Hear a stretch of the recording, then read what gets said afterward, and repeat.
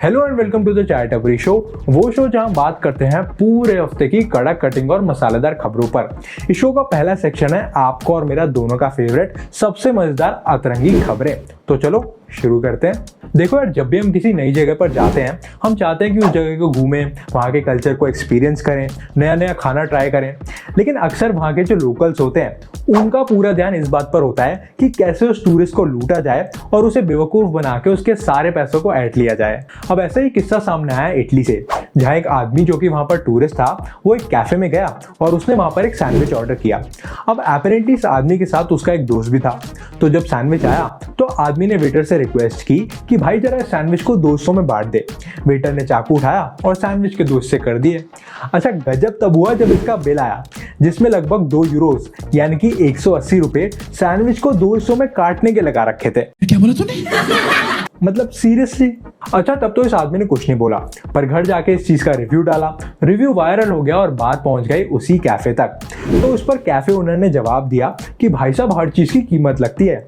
हमने सैंडविच के दोस्त से किए, उसमें हमारी मेहनत लगी, हमारा टाइम लगा, और सबसे बड़ी बात, जो हमें एक की जगह 2 प्लेटों में सर्व करना पड़ा, उन प्लेटों को धोने का पैसा कौन देगा भाई? आप जो बोल रहे हो आपके कान में जा रहा है?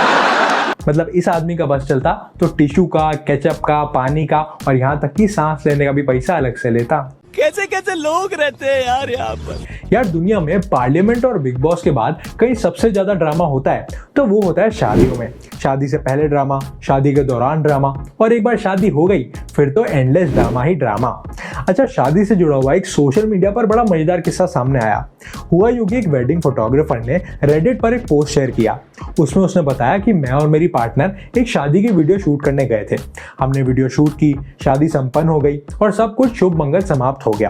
पर शादी के कुछ ही दिनों बाद दुल्हन मुझसे रिफंड मांगने लगी, और वो इसीलिए क्योंकि मेरी पार्टनर यानी कि जिस महिला फोटोग्राफर ने पूरी शादी की वीडियो शूट की है, पता चला कि उसका दूल्हे के साथ ही अफेयर चल रहा था। मतलब ये महिला बन के गई थी फोटोग्राफर और किसी और की शादी में उसी के पति के साथ सुहागरात मना के आ गई। शाबाश बेटा। अच्छा, अभी आदमी कंफ्यूज्ड है कि यार कांड तो मेरी पार्टनर ने किया है, मैंने तो अपना पूरा काम ईमानदारी से किया था, तो मैं पैसे क्यों वापस करूं? अच्छा, आपको क्या लगता है, पैसे वापस करने चाहिए क्या भाई को? नहीं।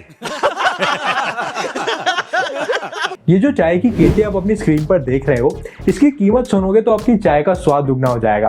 दरअसल रिसेंटली गिनेस वर्ल्ड रिकॉर्ड्स ने ट्विटर पर इस केटल की फोटो शेयर की और बताया कि ये दुनिया की सबसे महंगी चाय की केटल है। इसका नाम है द ईगोइस्ट और इसकी कीमत है 24 करोड़ रुपए। यार, जब कीमत ही 24 करोड़ है तो ईगो तो अपने आप ही आ ही जाएगी। मस्त जोक मारा रे, ये हंस रहे हलकट हंस। इसे यूके की निर्मल सेठिया फाउंडेशन ओन करती है और इसे बनवाया गया है दुनिया की अलग अलग प्रकार की चायों को ट्रिब्यूट देने के लिए। इसे 18 कैरेट गोल्ड से बनवाया गया है और इसकी पूरी बॉडी पर लगभग 1600 डायमंड्स और रूबीज लगवाए गए हैं। अब इतने डायमंड लगा दिए हो, तनिक थोड़ा सांस तो लेने देते बेचारे को। अच्छा, इसको देख के लोगों ने जो एक से एक कमेंट किए हैं, चलिए वो पढ़ते हैं। ये लिखते हैं, wait, will the tea inside taste differently from the one inside this one? भाई अब ये तो पी के ही पता चलेगा। अक्षय शाह ने लिखा है, is it dish washer safe? भाई तो पहले इसे खरीद तो ले। अमाका आगू लिखती हैं, that tea better take away stress and anxiety unless I am not buying it. यार, इसको देख के स्ट्रेस जाने का तो पता नहीं, आ बहुत सारा रहा है। अच्छा, टी पॉट जितने मर्जी का बनवा लो, चाहे तो इसमें भी 10 की आएगी। इस शो का अगला सेक्शन है मेन मुद्दा, जहां हम फोकस करते हैं इस पूरे हफ्ते की बड़ी वाली खबरों पर। इस हफ्ते फाइनली रिलीज हो चुकी है काफी कंट्रोवर्शियल फिल्म OMG 2। इसमें पंकज त्रिपाठी एक पिता का, यामी गौतम एक लॉयर का और अक्षय कुमार स्वयं महादेव के दूत का किरदार निभा रहे हैं। इस फिल्म को लेकर ऐसा अनुमान लगाया जा रहा था कि इसमें रिलीजन और सेक्स एजुकेशन यानी कि देश के 2 सबसे टैबू टॉपिक्स को उठाया गया है और बवाल मचवाने की परफेक्ट रेसिपी तैयार की गई है। बेसिकली बॉयकॉट गैंग ने पोस्टर छपवा लिए थे और कमर कस के तैयार बैठे थे कि कब ये पिक्चर रिलीज हो और कब हम ट्विटर पे हगना शुरू करें। पर थैंकफुली ऐसा कुछ हुआ नहीं। इनफैक्ट सेक्स एजुकेशन, जिस टॉपिक को हमारी सोसाइटी ने हवा बना के रखा हुआ है, उसको बहुत ही क्रिएटिव और सिंपल तरीके से एक्सप्लेन किया गया है, जिसकी वजह से पब्लिक ना सिर्फ इस फिल्म को एक्सेप्ट कर रही है बल्कि दोनों हाथों से जप्पी पाकर तालियां भी पीट रही है। चलिए देखते हैं पब्लिक क्या बोल रही है। ऑसम, बहुत ही अच्छी मूवी है, बहुत अच्छी लगी, सबको देखनी चाहिए। अक्षय कुमार का रोल, पंकज त्रिपाठी का role the best. The best role. Content एक लेवल, कंटेंट मस्त लेवल था कंटेंट का, और ये चीज़ें सबको दिखानी चाहिए, सबको बतानी चाहिए। एजुकेशन सिस्टम में भी ऐड होना चाहिए। OMG बहुत अच्छी मूवी है। मैं बोलता हूँ कि आप एक बार आइए देखिए। थोड़ी सी एडल्ट मूवी है। आप किस तरीके से दिखाना चाहते हो अपने फैमिली को, किस तरीके से बताना चाहते हो, उस चीज़ के लिए रिलेटेड पहले से माइंडसेट बना के रखिएगा, तभी आपके लिए ये नॉलेजेबल रहेगी। इसको लेकर बस इतना ही कहना चाहूंगा कि एक बोल्ड और कंट्रोवर्शियल टॉपिक को बढ़िया राइटिंग की मदद से एक पारिवारिक फिल्म बनाया गया है। मतलब पिक्चर ऐसी बनाओ कि 4 करोड़ लोग बोलें कि क्या फिल्म बनाई है। इस हफ्ते की अगली कंट्रोवर्सी हुई स्वयं राहुल गांधी को लेकर। दरअसल जो उन्हें 2 साल की सजा सुनाई गई थी, उस पर सुप्रीम कोर्ट ने स्टे लगा दिया है, उन्हें पार्लियामेंट में रीइंस्टेट भी कर दिया है, और आते ही उन्होंने एक और बवाल खड़ा कर दिया। अब पार्लियामेंट में नो कॉन्फिडेंस मोशन को लेकर डिबेट चल रही थी। अलग अलग मुद्दों को लेकर दोनों ही पक्ष एक दूसरे के ऊपर आरोप लगा रहे थे। मणिपुर का मामला भी सामने आया। भारत माता की हत्या आपने मणिपुर में की। बेसिकली टिपिकल पार्लियामेंट ड्रामा चल रहा था, just how it's supposed to be. अब राहुल गांधी ने अपनी स्पीच के दौरान स्वैग में आकर पूरे पार्लियामेंट में एक फ्लाइंग किस का जेस्चर कर दिया, और उसके बाद जो स्मृति ईरानी ने इन्हें धोया है, नहीं मतलब एक्चुअली नहीं धोया, शब्दों से धो डाला। It is only a misogynistic man who can give a flying kiss to a parliament which seats female members of parliament. अच्छा, पॉइंट टू बी नोटेड, एक बार पहले भी 2018 में मिस्टर गांधी ने पार्लियामेंट में मोदी जी को हक कर लिया था, उसके बाद आंख मार दी थी, अब फ्लाइंग किस कर दी। कर क्या रहे हैं भाई साहब, ये पार्लियामेंट है, थोड़ी तो मर्यादा रखिए, थोड़ी मर्यादा रखिए। मैंने बोल दिया ना डायलॉग, फिर काहे डाले दोबारा। और फिर क्या था, मीडिया तो तैयार बैठी थी, यहाँ इन्होंने चिंगारी दी और वहां उन्होंने राई का पहाड़ बना डाला।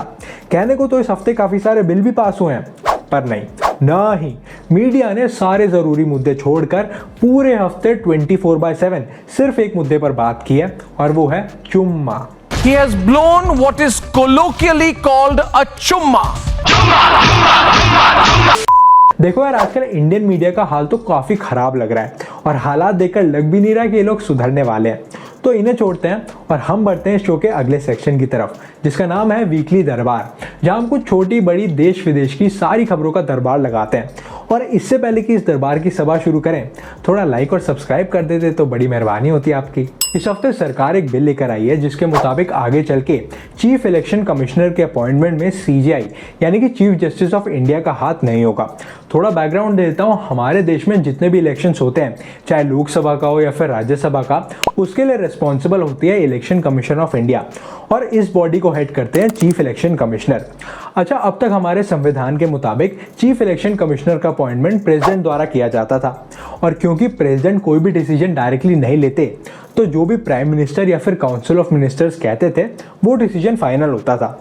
तो बेसिकली अब तक सरकार चीफ इलेक्शन कमिश्नर को चुनती थी, लेकिन कुछ महीनों पहले सुप्रीम कोर्ट का एक डिसीजन आया जिसमें उन्होंने कहा कि अब से इलेक्शन कमिश्नर चुनने के लिए कमेटी बनाई जाएगी, और इस कमेटी में prime minister, leader of the opposition और चीफ जस्टिस ऑफ इंडिया होंगे। अब सुप्रीम कोर्ट के इसी फैसले को ओवररूल करने के लिए सरकार ये बिल लेकर आई है, जिसके मुताबिक इस कमेटी में प्राइम मिनिस्टर और लीडर ऑफ द ऑपोजिशन तो होंगे, मगर चीफ जस्टिस ऑफ इंडिया की जगह कैबिनेट मिनिस्टर होंगे, और इन कैबिनेट मिनिस्टर को अपॉइंट करेंगे खुद प्राइम मिनिस्टर। बेसिकली एक बार फिर से चीफ इलेक्शन कमिश्नर को सरकार ही चुनेगी। अब ऐसा क्यों किया है इस मामले में तो बस मैं इतना ही कहूंगा कि भैया 2024 में इलेक्शन आ रहे हैं, और बाकी तो आप खुद ही समझदार हो। इस सज्जन को क्या तकलीफ है भाई? अच्छा, जैसे कि मैंने बताया, इस हफ्ते वाकई में पार्लियामेंट में काफ़ी सारे बिल्स पेश किए गए हैं, लेकिन इनमें से 3 ऐसे हैं जो कि हमारे क्रिमिनल जस्टिस सिस्टम यानी कि दंड विधान प्रक्रिया को पूरी तरह बदल कर रख देंगे। सबसे पहले बिल के तहत इंडियन पीनल कोड, जिसे 1860 में बनाया गया था, उसे भारतीय न्याय संहिता से बदला जाएगा।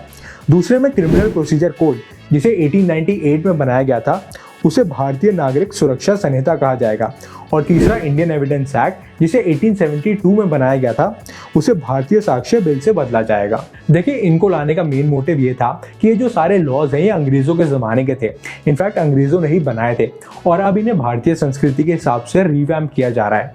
अच्छा, नाम के अलावा इनमें कई और भी चेंजेस हुए हैं, जैसे कि किसी भी औरत को शादी का झूठा वादा करके, जॉब या प्रमोशन का लालच देकर या फिर अपनी आइडेंटिटी छुपाकर सेक्सुअली एक्सप्लॉइट करना एक सीरियस क्राइम कंसिडर किया जाएगा। इसके अलावा कई और क्राइम्स जैसे कि करप्शन, लिंचिंग, फ्रॉड, इन सब में पनिशमेंट को और सख्त किया जाएगा और एविडेंस को जितना हो सके उतना डिजिटाइज किया जाएगा। बेसिकली इसका अल्टीमेट एम यही है कि देश के लोगों को सालों तक इंतजार ना कराकर जल्द से जल्द न्याय मिल सके।